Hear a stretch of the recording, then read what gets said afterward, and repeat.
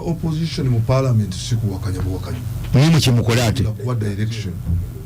government. Kugira ga kuotu. Tuchimanyi bulungi nnyo nti Mwami Museveni President Museveni yatutegeeza gye buvuddeko nti emmwanyi tekuzerwa kitongole ekyo ekya Uganda Coffee Development Authority. Yes, UCDA. Ye Operation Wealth Creation. Naye nga ffe abamu ku ffe naffe tuli mu kulima mmwanyi. Kimanyi bulungi nnyo nti Balimwezo nime mmwanyi eddajje. Era nakulira ku mmwanyi nakiwogo ku mwalo nakakati emmwanyi zikyaliwo. Bakyanoga. Tukyanoga. Fama mukwasinze ettaka nakiwogo kumpi n'omwalo. Mwami Expeditor Nsubuga yatukuliza ku mmwanyi. Era twazirimanga nga tuzikola tetwafuuyira nga nfuuyire mu kiseera ekyo. Twatekangamu obusa. Twatekangamu ebikuta by'emmwanyi n'ebirala okulaba nti zaali organic, in other words. Ontekera bulungi. Kakati wajja n'atugamba nti emmwanyi wealth creation yezikoze yetaddeyo yembeera gye mulaba gye muwaanawaana ngana kikkiriza kubanga mmanyi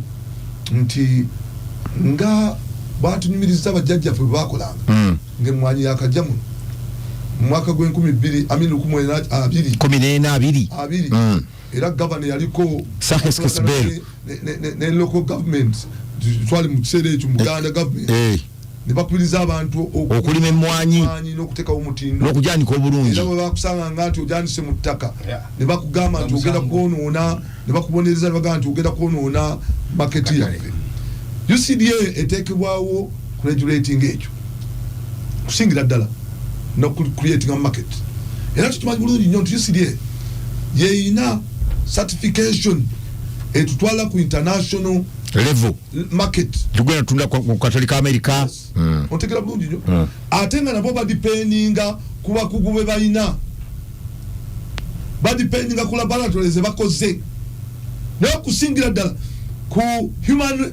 resource eri mu kitongole. Naye olaba university, Makerere University. Okugi accreditinga bamala kumanya professors bameka beyina. Wakagati kati enegenze ku mutindo gw'ensi yonna ye. Bwe kiri. So neno nti wono jawo wakuno kutta etteeka litta. Etteeka ligenda kutta kitongole kino. Etteeka litta kitongole. Amaanyi ge kibadde kirina tegayinza kugenda mu agriculture ne gasigala nga bwegaba. Tegasobola. Ate bagenda kitta water entity. Ontegera bulungi oba ogisso gijeewo nebyalina byonna olina okuba nti osooka n'obigijjako bijiddwako. Ontegera bulungi entity ogitta eba evuddewo tebera na identity eyo enemo. Ontegera bulungi Balimwezo okuluma obujiji okuli wammwe nga bwe nkulaba bw'oyogeza amaanyi bwoti ne president amuwulidde eggulo nga naye ayogeza amaanyi tugenda kutuuka waffe jala nkyogera bino byogera mutima mulungi era si mubi mwami kintu ne mwami wemba mumutegeeza nti kasajja kwogera mutima mulungi. Kirabika mwami Museveni yakola ddiiru nga ajjukira emmwanyi kyamukolera mu kirala mukaaga mu lutalo. Otegera bulungi nnyo n'akola ddiiru oba yabyalwa kulwanyisa ng'amawanga agamu badde bassekinnoomu nti mumpe byokulwanyisa nze jjagawo emmwanyi. Eyo ndowooza yange gitegedde. Otegera bulungi eyo ndowooza yange kubanga ate ono yantegezezza nti emmwanyi yagikozesaako nti yayoolanga mu masitoowa n'agenda n'agula emmundu. Otegera bulungi wetunula omukyalo ono Vinci Peneti akyali mu kifaananyi kinene nnyo. Bodi yamusaanyaawo mwamusaanyaawo kubanga palamenti yamusaanyaawo endagaano weeri tennaba kufa. Basayininga endagaano weeri otegera tennafa endagaano weeri era bamuyigira n'ebirala ebyokumuwa okusobola okulaba nti mu minisitule agriculture waliyo mulala taliyo eyo egenda mu agriculture Peneti taliyo eyo exclusive rights mundagano eri yasoka exclusive rights azina ezigula emwanyi ya Uganda tekina bakupata Mwami Museveni yatutegeeza nti ye penalty ekololo parliament yabategeeza yabaga ndi muze mwenyini yabagamba mulumbe oli muveko mulumba nze mwenyini mulira ndagano yasazibwamu nti Mwami Museveni wali omuliddeko ndendagano tugisaliza simwe mwizo gisazamu abakaba parliament twagisaliza muluddawo mbuli awo directive ya president eyaleze negano kola parliament ono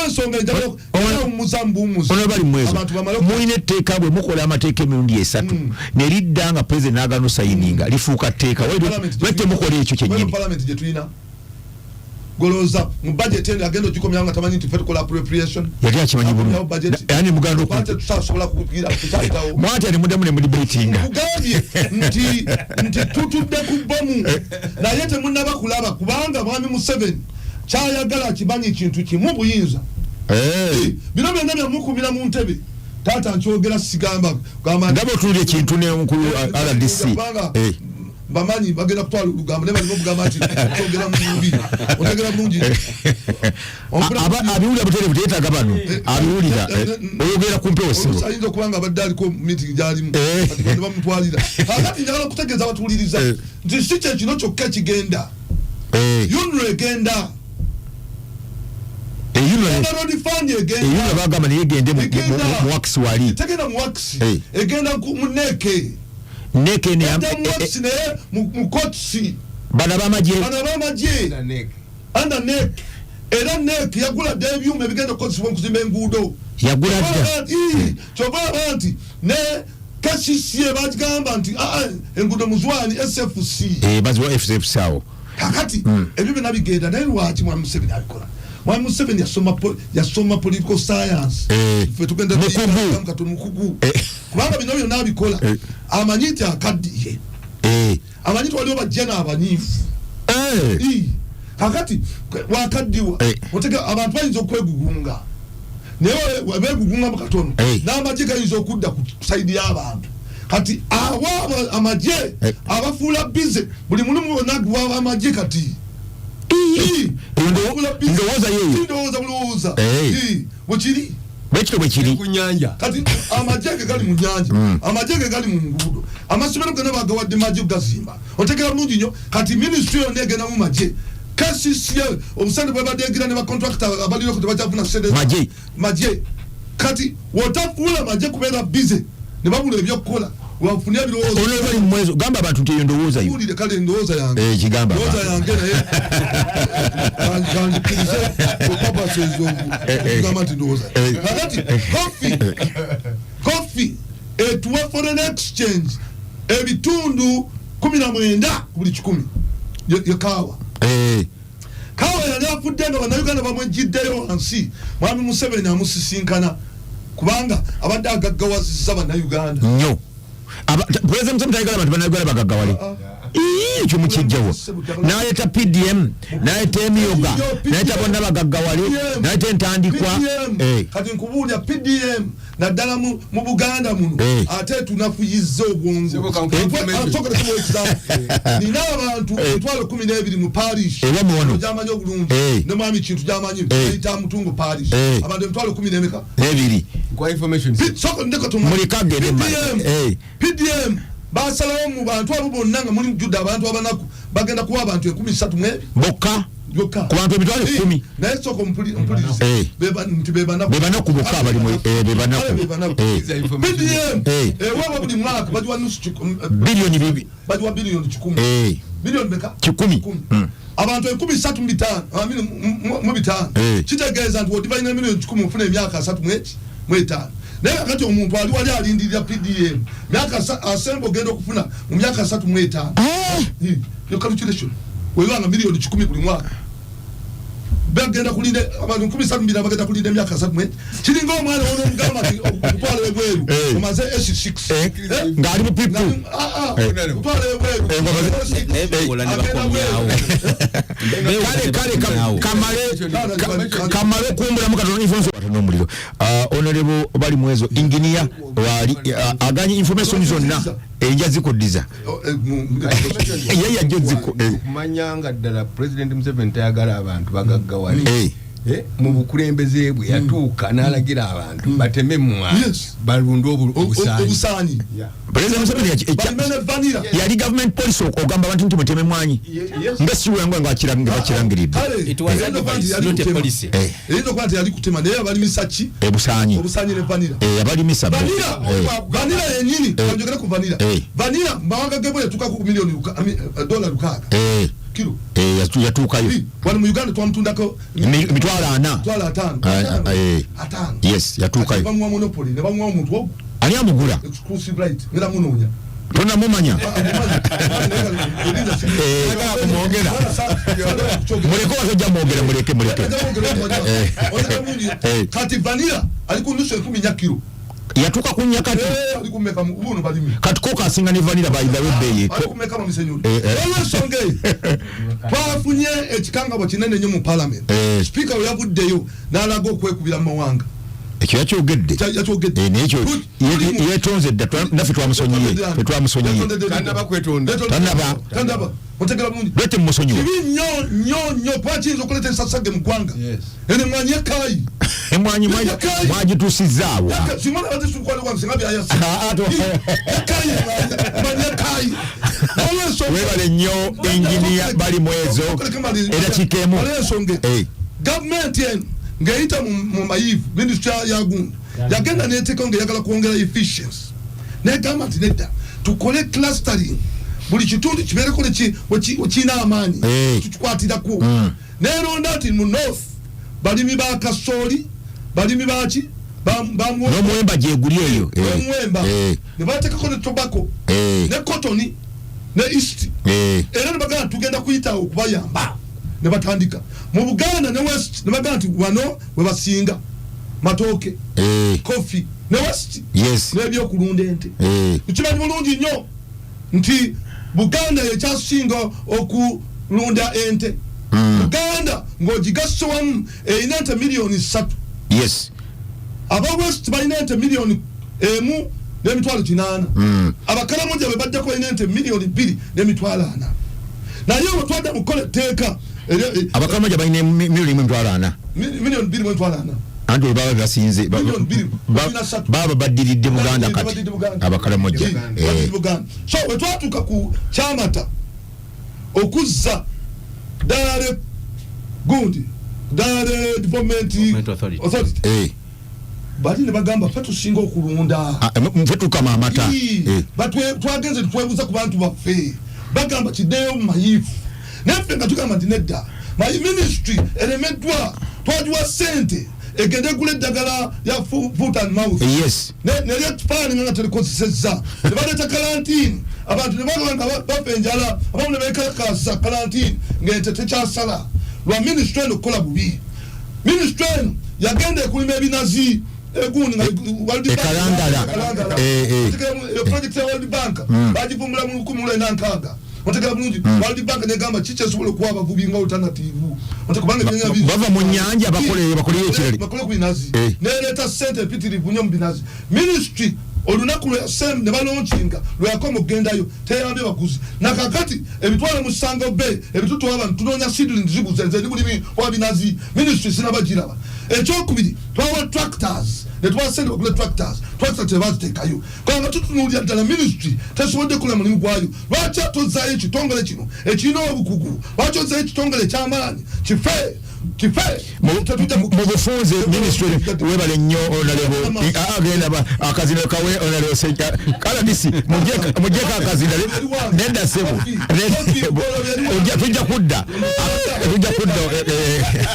oyo mu Ethiopia wani waffe Kampala twali tugimanyi ng'emmwanyi abazungu bagituma coffee because of the original place where it come from. It's called coffee. Akati botanically wano tujituma botanically coffee mu Lufalansa Latini andi ero Lufalansa lwava mu Latini kale no mu Uganda emanyibwa mu 1914 olukumenda 14 aba 7 abagenda n'abangereza okutabaala mundu bwe bakoma mu 1915 ne bawa report nti naye kino ekibeera kino kyemugira mukawa kyemuzanyisa wano mukawa wano kawa omukino twatusekulanga eri kiri ku market Vietnam mu 1920 Uganda efuna governor eyasooka ajja kuno Bero yamanya ye yali alina information emala nti Brazil yali atunda emwanyi, Argentina etunda emwanyi, kwe kwagala okuliikiriza okulima emwanyi ng'eyita mu government ya Kabaka. Sijja kwogera bitundu byonna bya Uganda naye njagadde okutunuulira specifically yisi wano mu Buganda ye emwanyi yajeetya. Kati ekyayamba ennyo okutumbula ennima y'emwanyi, governor yakolagana n'ebitundu local governments. Kati local government needumira abantu baayo bateekewo cooperative unions entonotono zisobole okumaintaininga standard okulabirira emwanyi. Era mu biseera ebyo nga omwami w'ekyalo atambula n'aba cooperative okulambula engeri gye baanika emwanyi, abaanika emwanyi ku ttaka nga guba musango bamuyita mu kakiiko mu lukiiko lw'ekyalo lwakiyanise ku ttaka kutaka tale kaffe katandise okumeruka. Kakati mu 1961 kulima emwanyi kutandise kumeruse batandise ogula emwanyi zaffe nga amakampuni agava mu Italy, Bungereza n'Amerika gegagula emwanyi zaffe nga standard y'emwanyi maintaining through local governments zafangayo nnyo gamba abantu okutandika emwanyi ku ttaka n'okunoga emwanyi ezengedde. By the way, ku balimi b'emwanyi mu Uganda musaana mukimanyi nti omuti gw'emwanyi gwe gumu ku miti egusingira ddala okuba omugumu, guwangaala, guli comparable ku enzo. Enzo tuzira twazimanya nnyo mu kuba kibooko oluzo wano enzo. Era neewunya nnyo abalima emwanyi nga bafuuyira omuddo. Plant eyitibwa emwanyi is a forest partner. Omuddo teguyina kabi ku mwanyi, yeeyongera kwegazaanya kasa gubeera nga guli wansi waayo nga kati nga kafumbe ayongera kulongoosa mwanyi eyo obuwuka buli obufixinga nitrogen mu ttaka. Kakati gwafuuyira kafumbe alimu mwanyi n'okozesa round up, kafumbe bwafa emwanyi enerama, emwanyi yakyuma. So tosa bw'omala okutta omuddo guli n'emwanyi nga nakyo kimera ekosebwa. N'olwekyo sandyagaddeyo omuntu yenna alima emwanyi akozesa okufuuyira omuddo. Omuddo kyabo kigagga nnyo, y'ensonga lwaki European Union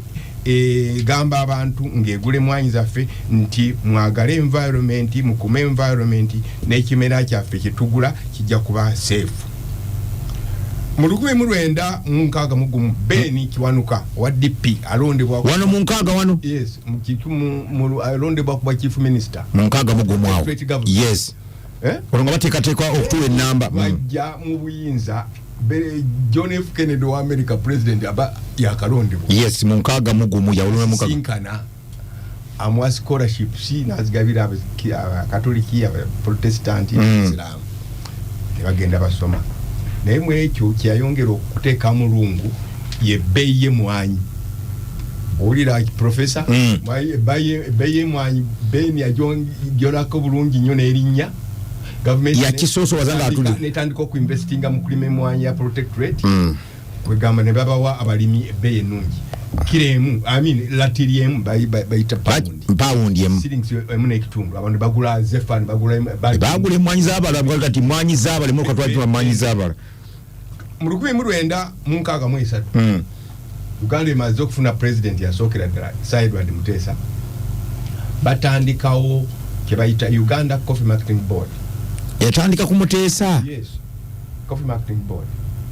Nga ekimu ku ebyo ebyaguzanga emwanyi ya Uganda, emwanyi ya Uganda ayina eddekende eritasangika mwanyi nyingi ezirimu mu nsi yonna. Njagala okutegeeza abatuuliriza nti ne Idi Amin weewaawe yali musirikale yali overwhelmed olwa prominence y'emwanyi.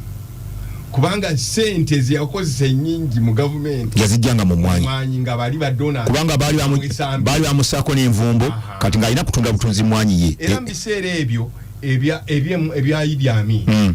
Uganda Hotels ng'ekolagana ne Coffee Marketing Board ne bassa kye bayita coffee shops mu buli ewali Uganda Hotels mu Uganda yonna ngati olina okunywa ku kakofi ako walingawo species oba brand eyitibwa Superior Coffee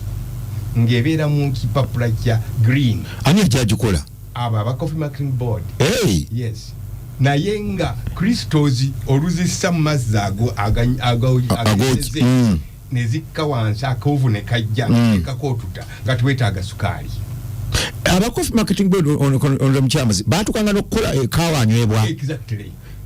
gwe batundanga ennyo mu coffee shops ze basanga mu hotels za Uganda hotels so Amin asurvivinga nnyo olw'emmwanyi ze yasanga kakati mu biseera ebyo mu mwaka gwa 1986 mugumu Dr. Botawo wekitiibwa Museveni ayingira ensiko yali anaatera okuwangula mu 84-85 ne bamubbirako ekyama nti cooperative union ez'enjawulo zonna zirina mu masitowa emwanyi ensunsule onoonya senti ezinagula emundu gamba bali gira wambe mwanyi ezo bamukubira bukubizi nti mu masitowa emwanyi zijjudde abamatiza kati ng'emasaka Growers Cooperative Union kyabakuza gyensibuka twalina sitowa ey'amaanyi ennyo ekyabakuza zimwanyi zezamperera wonna yes naffe twasomera ku mwanyi Sendawula Gerard nga ye manager wa Masaka Growers Cooperative Union store yonna ne bakukumba ne bagitwala ensunsula era y'ensonga lwaki bamuwa obwa Minister of Finance yadi Sendawula yange bamuwamu yayamba kaawo yes kakati Coffee Marketing Board enafuwa kubanga nga baali batandise okuwa obupapula promissory notes temwanyi naye tujja kusasula oluvannyuma kati Coffee Marketing Board ekaluubirirwa okumaintaininga status quo ya payment kuba emwanyi zaali zibbibwa nnyo oba zigabibwa nnyo nga ziweebwayo abayeekera Kaguta Museveni wajjira ng'enafuye nnyo ndowooza bwe yali enafuye nnyo ng'ate bamaze okufuna green rights za World Bank ekwata ku restructuring tuzeewo buto kati ye n'agamba nti Coffee Marketing Board egira eyimirira ng'alinganga ayimiriza ekitongole kye bayita agamba nti agenda girationalizinga bwentuuka ku kigambo yagambirawo nti egira eyimirira tujje tulowoozawo kati mu kaseera kano naye public nekola noise nene na cooperatives abebugiswa abawa banyankole kwetwelana gundi nkobaza gundi East Mengo wano East Mengo West Mengo bakola noise emityana President Museveni atya kwe kukozesa cooperation ya minister we Dr. Suluma n'abalala yali deputy wa governor Bank of Uganda ebiseera ebyo ne basaawo Uganda Coffee Development Authority mukyenda mugumu era ne bagamba nti titwagala kutawaanya national coffers nti sente zinaavaawa katutegeke ka percentage ka 1% maintenance eya exports okutegedde awo ng'ekyo tekinnabaawo President Museveni simanyi oba yagendako mu Cuba ewa Fidel Castro agendako mu Cuba n'akola omupango ne Fidel Castro agamba mwanyi muziveeko Fidel Castro nga mwanyi tuziveeko mulimu obusaanyi ffe tujja mugula Fidel Castro yaleeta ebyobusaanyi wano ne vanira abantu Abaganda abamu abasinga obungi ne bagaana okutema emwanyi kuba kibawulirangayo international call nti emwanyi egudde bo ne baguma ne batandika obbagula abawarabu video traders bagenda bagula privately ndoza mukitegedde ekintu ekyo so Owektibwa Museveni njagala akitegeere nti emwanyi yennyini gwano yamubeezaawo mu lutalo ekyo takyogerako era mbadde ngamba ebigambo ebimu ebyogerwa obubi ba ministers benga Isaac Honorable Obua Chief Whip ne Lwamirama officials and husband ebyo biri regrettable kubanga twandibadde tutendereza bannayuganda oba abantu b'omu Buganda abaaguguba ne bagamba nti newankubadde batugambye ntuteme emmwanyi tetujja zitema katugumiikirize kubanga emmwanyi kyekimu ku bitonde ebiri outstanding nti n'ekikolo ekyaliwo mu 1960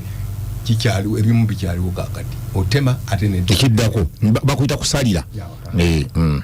nolwekyo President Yoweri Kaguta Museveni abadde asaana anoonyereze ebitongole byayina mu Uganda kakati agencies ziri 18 eggwanga lyonna bwe libanga libaddewo oba lyakubeerawo successfully terisobola kubeerawo nga terina parastato. Okay. Era yensonga lwaki tuli mixed economy. Restructuring bwe yajja tekitegeeza nti restructuring bwe yajja yagambanga nti ebitongole byejjeeko. Beera selective olabe ky'osobola kyojjawo ne kyolekawo. Mu Ghana ebitongole bingi byasigalawo. Naye ebimu byagenda. Ne mu Uganda olukiiko lwa National NCC lwadibetinga ne lugamba no tetuyinza kwejjako UCP. Ate ne parliament yasooka ey'omukaaga nange mwe nali naffe ne tugamba tetuyinza kwejjako Uganda Commercial Bank. Wadde ng'ebintu byonna tubiprivatizing naye UCP esigalewo. Tukuba akalulu nga tuprotectinga Uganda Commercial Bank. Mwawangula? Twawangula. Ate yagenda etya? Bayita manju ne bagitunda. Anzijja ku map anzijjeko because of data in terms of reality. Ne kakati lwaki ku mwanyi tebadde debate nga gye mwakola bwetyo? Yabadde mu parliament juuzaawo. Tugamba bwe tuti with due diligence n'obwetwaze bungi nnyo Ssenyonjo. President Yoweri Kaguta Museveni okubeera aggressive kwaba bagamba nti ekitongole tekivaawo aggressiveness evaawa. Ani bakiikirira yandibadde attention esooka mu ddiiro owekitiibwa Balimwezo kwe kuadressinga representatives b'abalimi b'emmwanyi n'ayogera nabo. Webali nnyo ono kenkyamuse era kikusigazimu obudde butuweddeko ensigadde dakikemu nti President Yoweri Kaguta Museveni bw'abanga ali realistic asaana amanye nti ezimu ku parastatals ezirina okusigalawo ye parastato y'amazzi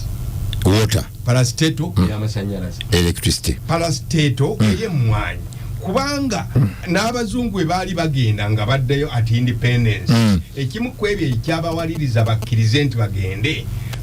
bafuna assurance nti bannayuganda babalekedde ebirime ebibiri cotton na coffee ebyo bisobola obbabeezaawo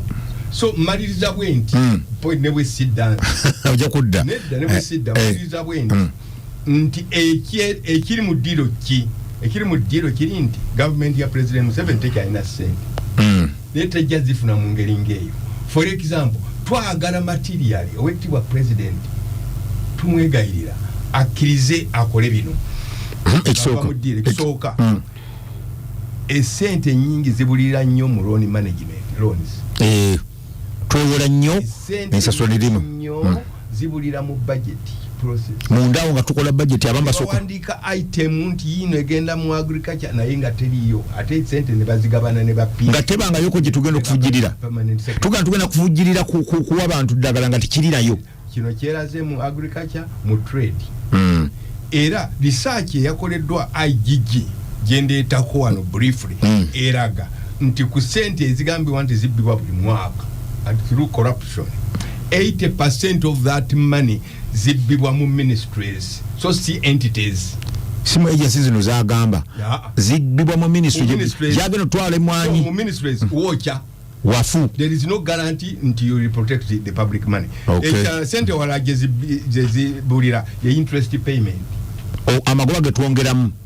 tuwa sente tuzireka mu banka nezibeerayo kakati bwe tubanga tutandise okusasula ataawo ne babba ezo ze basasula zino ze tufunye ate ne zifuula esasulira interest rates tusobola kusula interesting ate banja likyatudde sente onyonyoro otya nti eggwanga nga Uganda erina bad record ku maintaining of public funds or were classified as money amounting to 5 trillion classified no accountability tozibuuza bigenda mu maaso twagala president alowooze ku kyokendeza expenditure mu parliament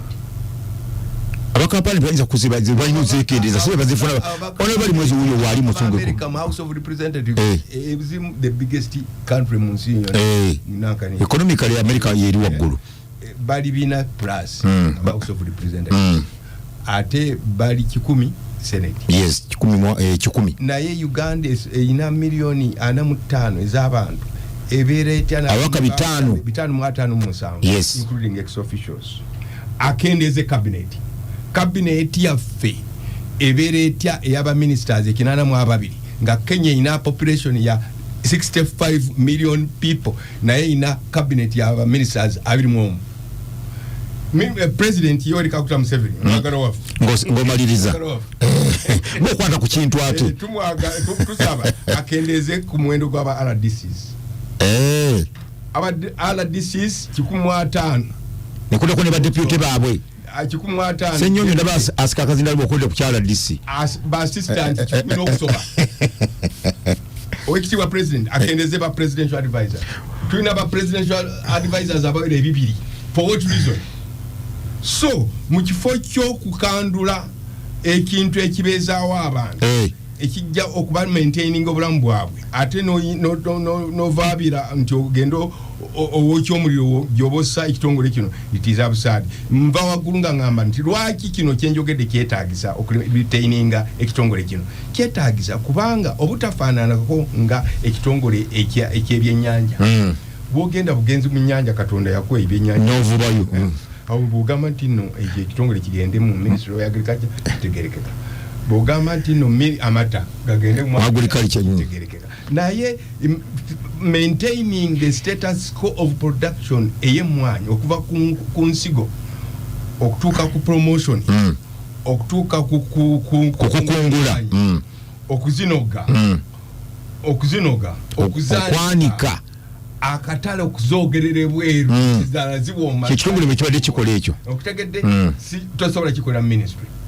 kakati abadde alinganga ate temwalwana luli mukugikwatako alali senyonjo ensonga kigaana abakulu bano okugaana ebintu ebiteesobwa na gavumenti byere totale esiwuliranga kumbaddeyo emyaka nno wano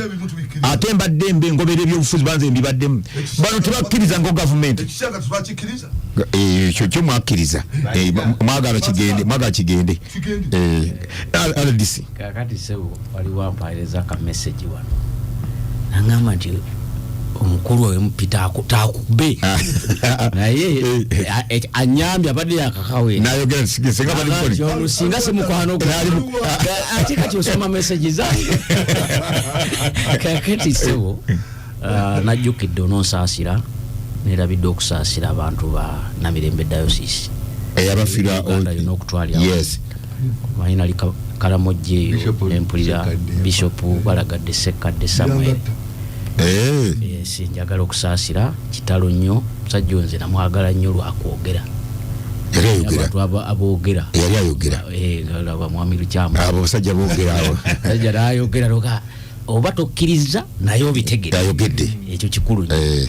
so kakati okusooka njagala abawuliriza bakimanye nti Kalamojja teri mmwanyi yote ziriyo n'olw'ensonga eyo debate nange mbadde ngoberera mpola ebiri eno yeno gyewava ate n'okuba nti nange mwanyi kwenkulidde manyi waliwo nawulira bano mu parliament oza bagamba tetwagala kuwulira ebyo mwanyi kwenkulidde naye mwanyi kwenkulidde ekyo bali tebakyagala kyogerako nakisomako nawe nakisomako so kakati emwanyi kikulu nnyo mu bulamu naga nti manyi kwenkolidde ajja kukwatako oli mukama we eri mujja kusinkana eri mulebule naye bwomunaddingana eri kakati alikazindalo emwanyi kikulu nnyo si eri bantu bamu bokka naye eri eggwanga lyonna tubasoma mu primary school secondary school n'okutuuka ku university nga batugamba nti ekirime ekisinga okutwalibwa ebweru mwe tujja ssente eziva mu mawanga ag'ebweru kyeye mwanyi. N'ekirala kikyamu nnyo okulowoozesa abantu nti emmwanyi eva mu katundu kamu ak'eggwanga. Okukirowoozesa abantu. Nze nakolera e Bugisu ate n'okubisoma tubisoma Bugisu wavanga Arabica coffee eta Arabica ate ye wa bei bwatali agula bei okusinga ko wawano ate bamwekolera era ubagere basi tosanga yo bino byokutunda kiboko aba basekula balina obuuma bagenda bafuna obuuma abala basekula batunda kase ekitone nnyo atunda kase kati tulina emmwanyi za mirundi ebiri Arabica ne Robusta feba tuli ba Robusta Arabica twabulabanga nga wano babuyita nyasalanda enga butono bayogeranga bakulu abasajja bakulu bagamba nti emmwanyi ya nyasalanda bana gitsime na jijja gindi. So point gyenjagala okwogerako ennyo parliament nadalanga olwaliwo kiri mu parliament naawe obadde okyogera obadde obuuza ekibuuzo kati nange kyekinyiga tikikyamu nnyo okuteeka ennyo ebyobufuzi mu nteeseganya ku mmwanyi over partisanization okukifuula ekya party katulinganga opposition versus NRM kati kiyinza okulowoozesa abantu nti NRM terima mmwanyi opposition yerime mmwanyi era abalimi b'emmwanyi balabanga ab'opposition ababaleze NRM bagitadde kati etutte gitwala. Ekyo kikyamu sikiriziganya nakyo era kikyamu tribalizinga to tribalize ozifuliza amawanga nje gwanga wezi lisinga kulima mmwanyi so bano bagifiriza so kiza ka information ero okubanti olambuludde bulungi sebo sirowooza nti kikyamu omuntu bwagamba nti Mr. President sir nga tonakola kintu kyonna mu mateeka goyagala gayisibwe olw'okusinziira ku numbers. Why don't you talk to the farmers of coffee? Very good, I'm coming there. Era nzikirizigayo naawe zijjaawo olwezi kuba nti kikyamu okukifuula ekyamawanga oluusi abantu beerabira kati ffe abaawano tuyinza okulowooza nti ffe balimi b'emmwanyi fekka era ntukisoosowaza nnyo bagamba nti atanayitaayita y'ate nannyina okufumba gambye Bugisu balime mmwanyi nabo balime mmwanyi bulungi genda mwankole balima era bo nze nabeewuunyako engeri gye bakiyita omwanyi bajagala omwanyi genda e Busoga ekamuli eri ekitundu kinayitamu ng'emisiri gy'emmwanyi gyegiri mikuukuute n'ebitundu ebirala n'abantu batandise n'ennedda wano tusinga kubusi namba okubanti ffe twasooka n'obungi tuli bangi naye ekyo tekitegeeza nti ate tufeebe era balina okutussaamu ekitiibwa wano nti amulwala yenna agenza okulima emmwanyi ng'esinziira wano obanga wano mu Buganda abantu basinza okukola ki okufuna mu mmwanyi n'olw'ensonga eyo ekirala nti ekitaddama kuvaayo nze njagala kuwa mwami wa Lusimbi professor okusinziira byensomye byempulidde nga nze ndi Kalamoji era munkoze bulungi nnyo okujja nange mbeeko kyenyo oyongereko kuziba ebituli byendaba nti kikyamu nnyo abantu okugamba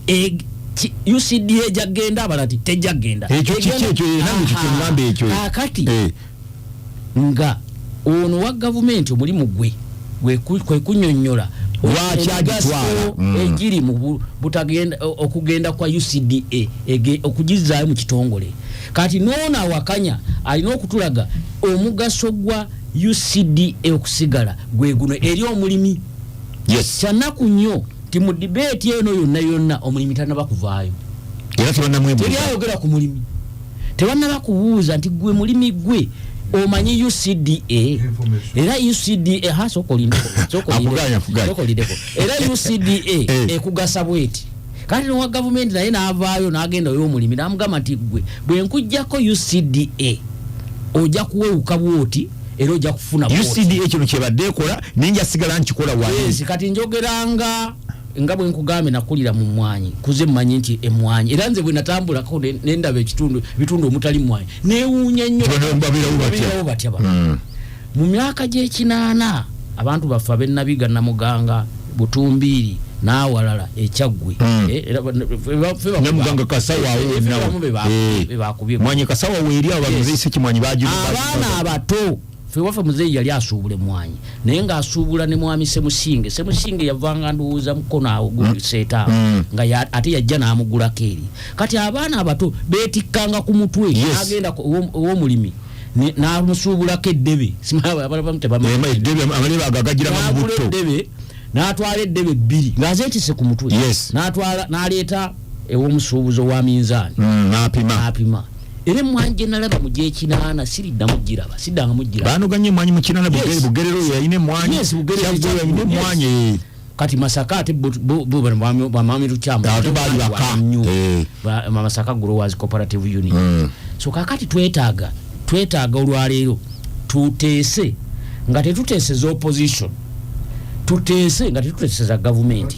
wabula nga tuteeseza emmwanyi n'omulimi nti kati oluvannyuma lwa byonna tukimanye ti government irina obuvunaanyizibwa okulungamya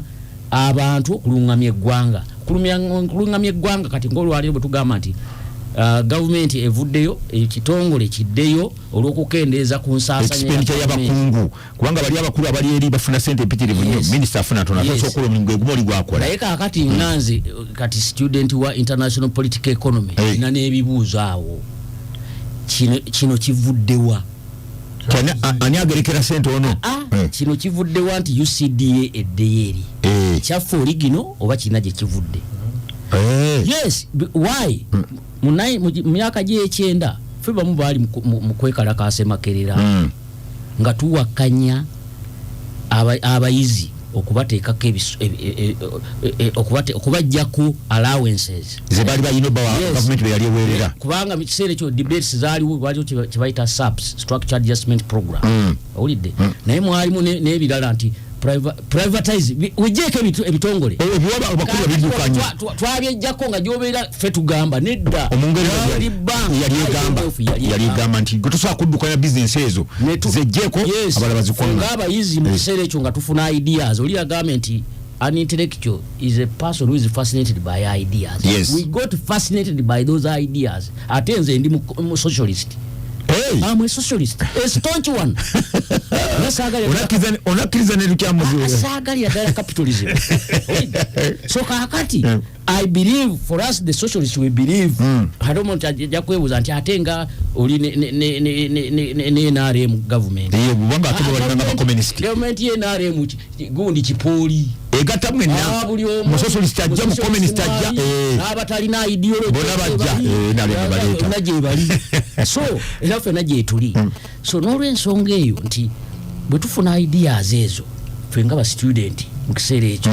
nkubulya make university kibayita university student world over influences events. Yes, bakola mulimu gw'amaanyi aba university bakola mulimu gw'amaanyi nnyo ne tugamba no kino si kituufu era Professor Byarugaba may his so rest in peace yatuwako na gundi ne research era neziragera nange nenkola gundi research yange withdraw of government spending on something like that. So kakati ebyo nabyo ne byali binjojiya obwongo lwaki twejjako ebintu bino. Yes, kakati olwaliro nze sinjagala ekibuuzo kidibwemu feba na is original kivaawa okutandika kuga nti ebitongole bino government yayiiya n'ebiteekawo bibadde bikola bulungi ekyenda gye nkugamba era twazunga bwe nga ebitwala nti ebitongole biveewo ne bigenda mwe mwali coffee marketing board. Yes, abantu ne bagamba nedda abantu bakunyumiza coffee marketing board soko olindeko aganye gende maaso coffee marketing board yalina ebirungi byayo n'ebibi byayo naye abantu baali bagamba tevaawo kakati UCDA wejja kati bagamba kati coffee marketing board omulimu gwayo omukulu gwali gwa kutunda ki mwanyi ezo akatale wekafuna akatale gw'eggwanga. UCDA nejja okuleetawo okwongera obungi bw'emmwanyi ezirimwa tutunde emmwanyi milioni ensawo milioni 8 katwongereko ate n'omutindo bwe bukugu batwenyumirizeemu omulembe ogwo soko olindeko omutindo ogwo amanye mulembe ogwo mwe mwejjira zi commissions no authorities. Are you following me? Kuulya bulungi. Uganda Revenue Authority, Uganda Commission whatever, Aviation Authority, webijjira byonna bamaze otekawo UCDA bateekawo ebibiina ebirala ebigala kino kimaze okukola obulungi. Specialization okuba nti omuntu bwe bamuwa ekintu n'abeera mu kugumu ekyo nga ekyo kyatunuulidde akola bulungi sooka olindeko Muliro kyamu so kakati netulowooza kijja kukola bulungi kati omutindo guno ogwaleero ogwe tulina kofi obulungi n'obungi yes twebaza gavumenti kirungi nti mbadde mu gavumenti 2014 nga ndi RDC ebuyikwe mwami Sempijja omulimu w'emmwanyi kalungi omulimu w'emmwanyi yali wabulika kibiseera ebyo Minister of State of Agriculture najja n'asusinkana ebuyikwe ng'ali gavumenti etandise campaign twagala okwongera obungi bw'emmwanyi ezirimwa mu ggwanga twagala tubeerenga gundi Brazil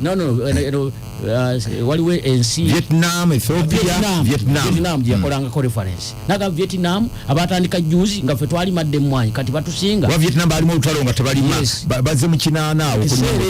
2014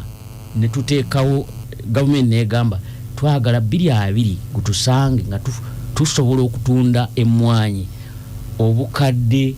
20 obwensawo zino zitwakira enkaaga yes obwensawo olwaleero mu 2014 nga twali tutunda obukadde 3 Operation Wealth Creation wejirana yes Operation Wealth Creation tutunda obukadde 8 okugenda mu 9 Operation Wealth Creation ekulemberwa abajaasi nga mukulu uno bwabadde agamba wejira 2014 era olundi buyikwe nga RDC era jukira nti tomanyi nze mbera kamanda yini chief yegobera wenkomeredde ndabonanga bali kujedi nitutandika omulimu bulungi nnyo olidde mweja musana mweja kabamba lya bintandika okukola nabo basajja balungi nnyo ne tutendika okubiriza abantu n'ebitundu ebirala era mu kiseera mu myaka ejaddakaawo emmwanyi terimba eyingirawo bajjanko okulira ekigema abaka bwa Buganda oyogera ku mmwanyi okwongera omuwendo gw'emmwanyi abantu gwe balima teweerabiranga twajja ekigambo mu enkumbi terimba kifule emmwanyi terimba wakyava mu enkumbi terimba emmwanyi terimba nsuubira nti buli omu alimakimanyiza akola kyagenda agatako Operation Wealth Creation litaddeko emmwanyi terimba oba oliawo n'abantu kinnomu abagirima abamanyi omugaso gw'emmwanyi jjukira nti mu gyekyenda akawuka kagenda nekakagigwamu buli omu n'atandika okuggwamu amaanyi era gavumenti neerwana nnyo kyenekola kyeyakola nekisoboka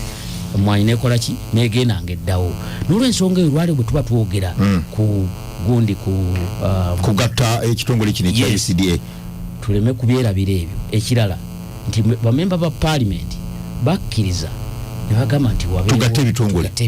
bakkiriza wabula kalumanywera waali ani gwe tugatta ani gwe tuleka gwe tutagatta yensonga lwaki tubasaba fa abali ebweru wa parliament nti babeere bakakamu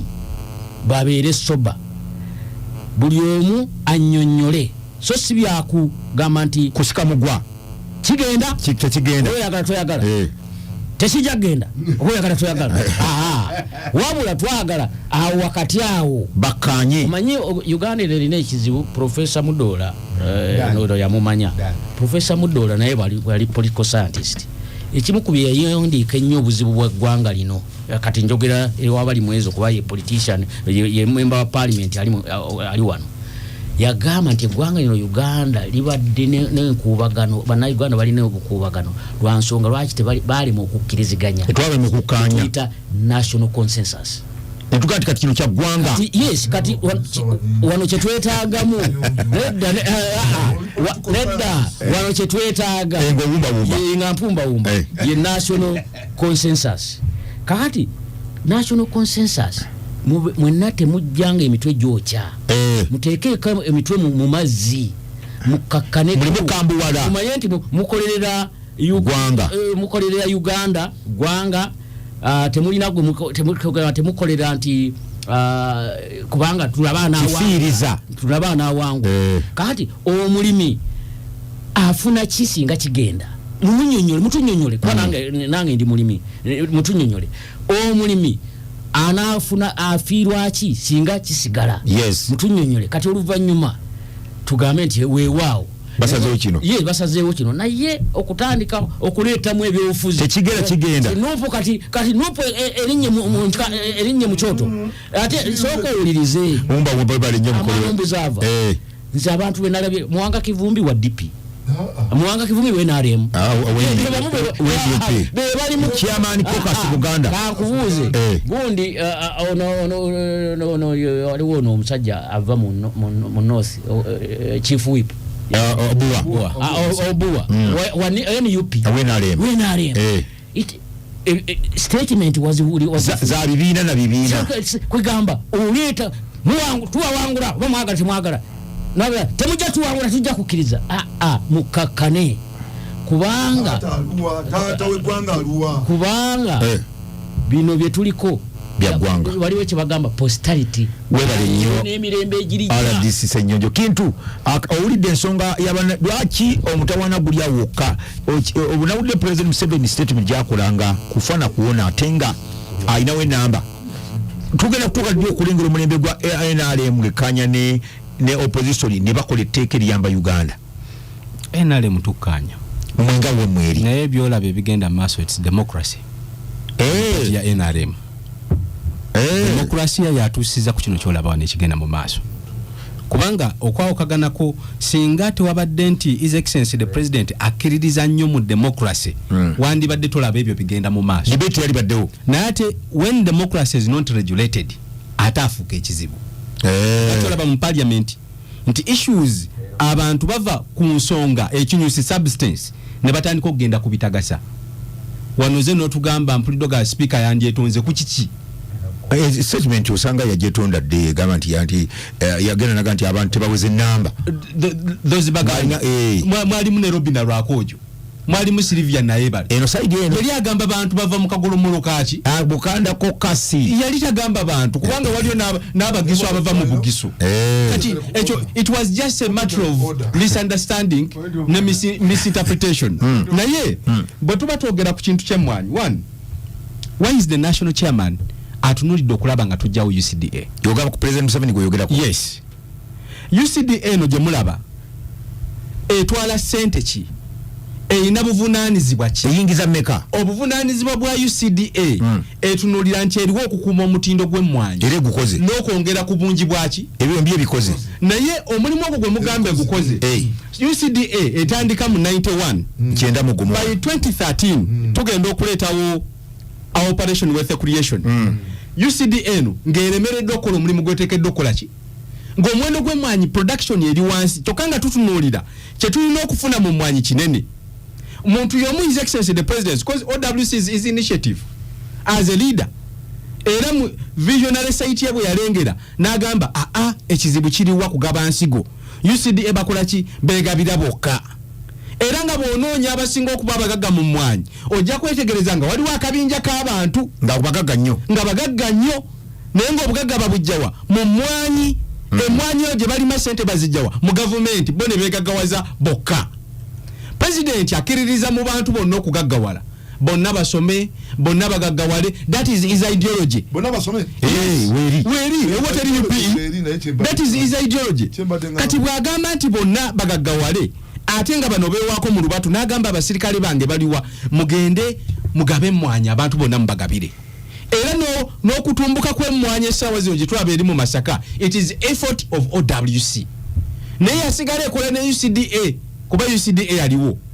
kati abantu kye beeraliikirira omulimi wa leero yeebuuza emmwanyi egenda kusigala ng'omutindo gukuumibwa eyo question number 1 ku mulimi ategedde kye bali mu kudisikasinga waliwo omulimi awuliriza ebigenda mu maaso awuliriza ebiva mu waiswa mu fumiro byayogera ng'agamba emmwanyi bagenda kugijjawo ansonyiwe emmwanyi bagenda kugijjawo abamu ekyo kye babagamba era obusungu bw'owulira obuli ku bantu bamanye emmwanyi egenda kola ki kuvaawo naye emmwanyi tegenda kuvaawo issue eri emu control y'emmwanyi egenda kusigala etya nga tulabirira quality era president y'omu yagambye in human resource tugamba when you place wrong people in wrong places when you place wrong people in wrong places ojja kufuna poor results kati abeera liikiridde efficiency ya ministry tegenda kutunulawa wano twalina akawuka ka muwogo mwinawo authority ekola ku muwogo teriiwe ministry yamu yalwanyisa akawuka twalina ebitooke mwinawo authority ekola ku banana teriiwe ministry yamu yalwanyisa ki akawuka kagenda n'akawuka k'emmwanyi akakola ki kati bino bye tulimu bannayuganda abatuwuliriza kyenjagala obbabuulira abantu bano ministry eno gyolaba ebadde ekyajinga 2% on every export eggwanga esente ezo tezigenda mu kitavu kya ggwanga kiddamu authority nga yo esente ezekuŋŋaanyiza we tutuuse wano gwampuliriza njagala weebuuze oli akugamba emmwanyi y'abaganda abalunza abafulumya amata bo bagamba ki bo nga basobodde Honorable Balimwezo abawadde good statistics abasinga okama amata bava west wenu webali ente zisinga wano otunya kato korido era ne wano bakola ki webali kitegeeza n'amata galina abantu begakwatako omulimi kati gwe omulunzi alime emmwanyi naawe kyowete va ku bannabyabufuzi tutuuse mu kiseera nga tubuzaayo omwaka gumu tugende mu kalulu buli omwana onya kiki ekintwala ekinyimiriza ku kadaala ogwagwa gwali gikwateko togikwatako essaawa zino bannabyabufuzi naddala abasinga okumanya bwe baconfusing abantu bagamba abantu emmwanyi Museveni agitwala agijjawo Museveni y'omu essaawa zino akugamba akatale k'ensiko yonna kali 640 billion US dollars akemwanyi bilioni lukaaga yes akemwanyi za dola yes Africa efunako 2.5 billion onule Africa ngaletina mawanga mukaaga Germany etaina ya ekikolo ky'emmwanyi efuna 65 billion US dollars yes Uganda efunako 900 million US dollars Uganda erime emmwanyi n'ekyo tutunulira what direction is government taking bwe tujjawo UCDA eno si yo yokka yeekoseddwa tujje UNREGA naye egenda yes naye yina okuvaawo n'ekiteeberezebwa agayita mu nkubo za parliament era twetaaga twegendereze nnyo kamera za parliament abaka ba parliament bano bandibanga balina omugaati nga bagujjawa wandibanga waliwo omugaati oguvaawa omugaati oguva mu bitongole bino kalumanywero oyo gw'owulira kalumanywero oyo gw'owulira ebitongole bino kugamba kikyeberezebwa abantu nti endowoozayo ngamba kikyeberezebwa era bineno abamu tulinako n'obujulizi netwagala okusaba bannaye muve mu kutunulira ebyenfuna abapaka parliament gasaba na Uganda twagala tugambe nze nawulidde Honorable Mpuuga ng'abuuza munne Muwanga Kivumbi mwayogedde biki ne president ku ssimu ebyo tasobodde kutugamba ffenna osanga waliwo ekibakayanya ekyakyetakola ki Mwanga sewulira kagamba mulimi nti emmwanyi esigaddewo n'ekiyamaani Mwanga Kivumbi ekiyamaani okokasi yayogera lwatu nti yalina speaker esimu yali specifically nti ye president agimukubidde yali ya speaker naga nono ndi wano n'ekiyamaani wamu abakama baffe tubuuza bagiteeka mulawudi oba tegiteeka mulawudi ebyo byabwe tetwagala kubiyingiramu naye omulimi w'emmwanyi kyetwagala weebuuze bino politics ng'agenda mu maaso bwe kyoba omanya waliwo abakola ebyobufuzi yes babikola politics emmwanyi bwe yali tennatumbuka sawulirayo ba opposition bagamba nti emmwanyi eri wansi baagala biyidde kalukerinnye bazze bagala biyidde ate ne kino kyowulira ekika bagenda bavuwaza emmwanyi prices of coffee are determined by the forces of demand and supply globally. Monopoly no, there is no monopoly. Penalty exclusive rights. Sinawulirako mu amendment gye bali mukola sinawulirako kya penalty okujja ko nga honorable ya kitugamba nenge kye kugamba mulimu okupoliticizingira abantu abatamanyi kigenda penalty mu picture wano bawayiza bwa abaleta penalty mu picture wano kyebagala bo banoonya kalulu bo banoonya kaki banoonya kalulu aba penalty bo banoonya kaki kalulu era akujja ku kinyusi ekyo kulaga nti to reducing sentences to spending ekyo twaga kitunulira kubanga professor oli one wegeze nti oli mu ministry otwala department number etunna controlling omutindo inze nange ne bateekawo ekitongole wali wabbali nange ne bampa omulimu gwe gumu kakati mu economics tutunulira expenditure why are you spending on the same obuguku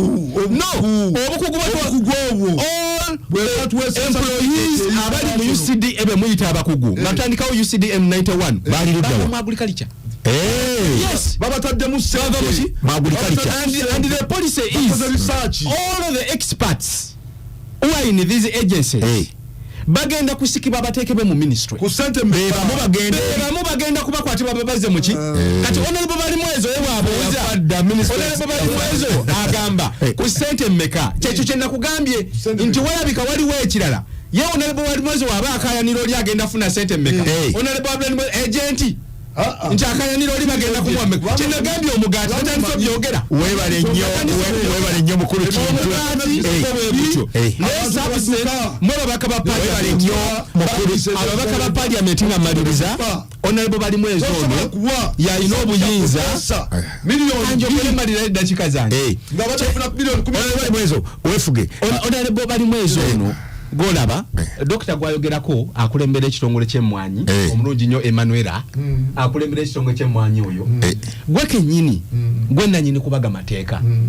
era kyenkusaba bodda mu parliament muyite akakiiko ka public service mubagambe nti wadde nga tuzaayo abantu bano tubasaba emisaala gyabwe gibeere bwe giti kubanga obwo obuyinza obukola ki obuyina tetwagala obugamba nti tegenda obuyinza obugamba tukugamba Honorable Balimwezo ono bajja wanene atera okugamba omanyi nti esente ze baspending abantu bakola emirimu gyegimu naye abantu bwe bati begabanya bokka kati njagala okugamba Honorable Ken James yagambye ne mukadde wange okutuna broader perspective ya muna Uganda ali ngatali mu parliament twagala eggwanga tukendeze ku expenditure abantu tusobola okugenda mu webali nnyo mukulu kintu